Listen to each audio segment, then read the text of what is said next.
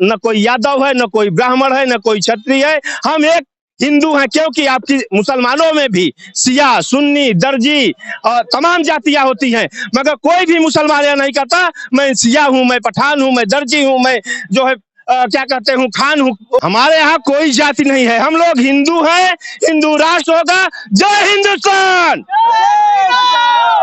कांग्रेस ने हमारे देश का विभाजन किया, कांग्रेस ने पाकिस्तान बनाया, कांग्रेस ने बांग्लादेश बनाया और कांग्रेस ने कुछ नहीं किया।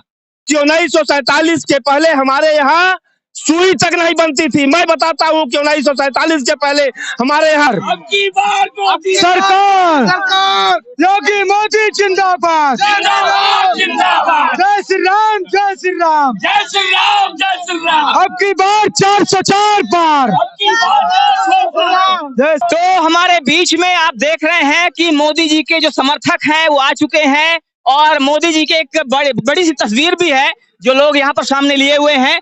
मतलब है कि मोदी जी इस बार 404 के पार लाने वाले हैं। आखिर 404 पार ही क्यों? 404 पार इसलिए कि जब हमारा 404 पार होगा तो हम राज्यसभा में भी पूर्ण बहुमत में रहेंगे और लोकसभा में भी पूर्ण बहुमत रहेंगे। हम सारे जो कांग्रेस के संविधान गलत तरीके से उन्होंने थोपा, चाहे वक्फ बोर्ड हो, चाहे मुस्लिम लॉ बोर्ड हो, जिस तरह का उन्होंने गलत संविधान बनाया है हम उसको नष्ट करेंगे। इसलिए हमें 400 पार चाहिए। जय जय श्री राम। तो कांग्रेस की वो गलत नीतियां जिसे जनता पर थोपा गया, देश ने पिछले 70 साल जिन कांग्रेस की नीतियों को झेला है उसको एक बार फिर से बदलने की जो बात है वो की जा रही है। लेकिन उसके लिए जरूरी है कि भाजपा 404 पार आए या 400 पार आए, क्योंकि जब तक भाजपा 400 के पार नहीं लाती है, भाजपा का बहुमत राज्यसभा और लोकसभा में नहीं होता है, तब तक ये चीज संभव नहीं है। लोकसभा में हमारा बिल पास हो जाता है, राज्यसभा में आके हमारा बिल अटक जाता है। इसलिए हमें 404 के पार चाहिए, क्योंकि हमारा लोकसभा और राज्यसभा। जय श्री राम। तो राज्यसभा से बिल अटक जाता है, लोकसभा में पास हो जाता है, लेकिन राज्यसभा पर जाकर अटक जाता है और इसीलिए 400 के पार चाहिए। आपका क्या कहना बाबा जी? हम लोग तो बीजेपी के समर्थक है और यह बार 400 के पार तय है। अखिलेश का सत्ता गया, सपा सफा हुआ। अखिलेश तो पहले से भी सत्ता में नहीं है और कांग्रेस भी गई। हाँ, अच्छा, जो मोदी जी पर आरोप लगाए जा रहे हैं, अगर आप ग्राउंड पे देखें और खासकर हम देहात की बात करते हैं, तो जो देहात में जनता है, जिस जनता को जो थोड़ा सा कम पढ़े लिखे लोग हैं, उनको भ्रमित किया जा रहा है कि मोदी सरकार ने लोकतंत्र को खत्म करने की कोशिश की है। मोदी सरकार ने जो सरकारी संपत्ति है, जो सरकारी विभाग है, उनको बेचने की कोशिश की है या बेचने की कोशिश कर रहे हैं। इस पर क्या कहेंगे? एक चीज आप ये बताइए कि कौन सा ऐसा विभाग जो अमेरिका को बेचा गया हो, या कौन सा ऐसा विभाग जो चीन को बेचा गया हो, या कौन सा ऐसा विभाग जो पाकिस्तान को बेचा गया हो। हमारे देश की संपत्ति हमारे देश में है और चूतिया बनाने के लिए हम लोगों को बताया जाता है कि 1947 के पहले हमारे यहाँ सुई तक नहीं बनती थी। मैं बताता हूँ कि 1947 के पहले हमारे यहाँ गोदरेज कंपनी थी। 1947 के पहले हमारे यहाँ तमाम 70-80 कंपनियां लगी थी, जो कि 1850, 1840 और 1918 में लगी हैं। ये आप उठा के अपना गूगल पे सर्च करेंगे, आपको सब पता चल जाएगा। तो एक आरोप लगाने की कोशिश की जाती है कि 1947 के पहले भारत में सुई तक नहीं बनती थी। कहीं ना कहीं है, यह गलत है। क्या देश को ये बताने की कोशिश की जा रही है कि 1947 के पहले देश में जब कोई चीज नहीं बनती थी तो जो भी किया सब कांग्रेस ने किया? कांग्रेस ने हमारे देश का विभाजन किया, कांग्रेस ने पाकिस्तान बनाया, कांग्रेस ने बांग्लादेश बनाया और कांग्रेस ने कुछ नहीं किया। कांग्रेस ने केवल फूट डालो राज्य करो की नीति अपनाई है, इसके अलावा कांग्रेस ने कुछ नहीं किया। कांग्रेस ने केवल फूट डालो और शासन करो, फूट डालो और राज करो की नीति अपनाई है। इस समय राहुल गांधी काफी ज्यादा जोर शोर से प्रचार में जुटे हुए हैं और उन्होंने भारत जोड़ो न्याय यात्रा भी किया, भारत जोड़ो यात्रा भी किया।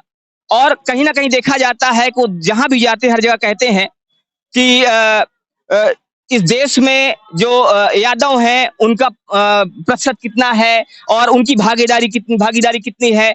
जो ब्राह्मण है, ब्राह्मण का खैर यहाँ पे बात नहीं है, लेकिन वो कहीं ना कहीं अलग अलग जातियों का नाम लेते हैं। इस पर क्या कहेंगे? हमारे यहाँ कोई जाति नहीं है, हम लोग हिंदू हैं, हिंदू राष्ट्र होगा। जय हिंदुस्तान।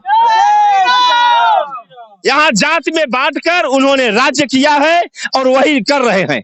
यहाँ पे जाति में न बंटना है हम लोगों को, न कोई कुछ है। यहाँ पे सब हिंदू हैं। और अगर आप देख सुनना चाहते हैं तो जान लीजिए कि हमारे घर में जब लड़का पैदा होता है तो हमारे घर में सबसे पहले चमाइन आती है, सबसे पहले चमाइन आती है। क्या हमारे घर के लोग नहीं जा सकते? नहीं, क्योंकि हमारे यहाँ ऐसा कुछ नहीं है। हम लोगों ने पूरे समाज को जोड़ने का काम किया है, इन लोगों ने समाज को तोड़ने का काम किया है। जातिवाद का नारा दिया, जातिवाद अलग से किया। आखिर आज समाजवादी में कितने भी जितने उनके परिवार के लोग हैं सारे लोग चुनाव लड़ रहे हैं। क्या मोदी का परिवार नहीं है?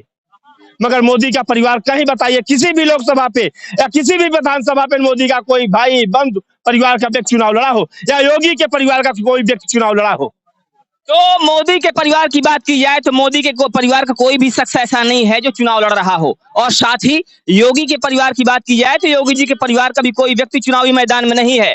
लेकिन इसी बात को लेकर अभी कुछ दिन पहले तंज किया गया था लालू प्रसाद यादव, इधर आ जाइए। लालू प्रसाद यादव जी ने तंज किया था मोदी जी के ऊपर कि मोदी का कोई परिवार नहीं है तो परिवार को क्या जाने। इस पर क्या कहना है?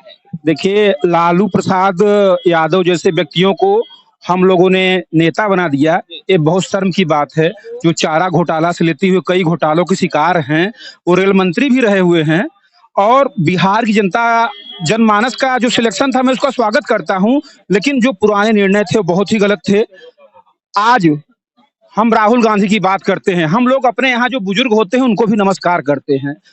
हमारे देश के प्रधानमंत्री मोदी हैं, ये बोलते कैसे हैं राहुल गांधी? मोदी ऐसा करता है, मोदी वो ऐसा करता है। अरे मोदी तुम्हारे बाप हैं, थोड़ा सा संस्कार सीख लो। इटली वालों को संस्कार तो पता ही नहीं है, तो संस्कार क्या जाने, वो भारत की आत्मा ही नहीं जानते, वो भारत में चुनाव लड़ने चले आए हैं। जो भारत की संस्कृति को नहीं जानते, भारत के संस्कारों को नहीं जानते, वो चुनाव लड़ने चले आए हैं।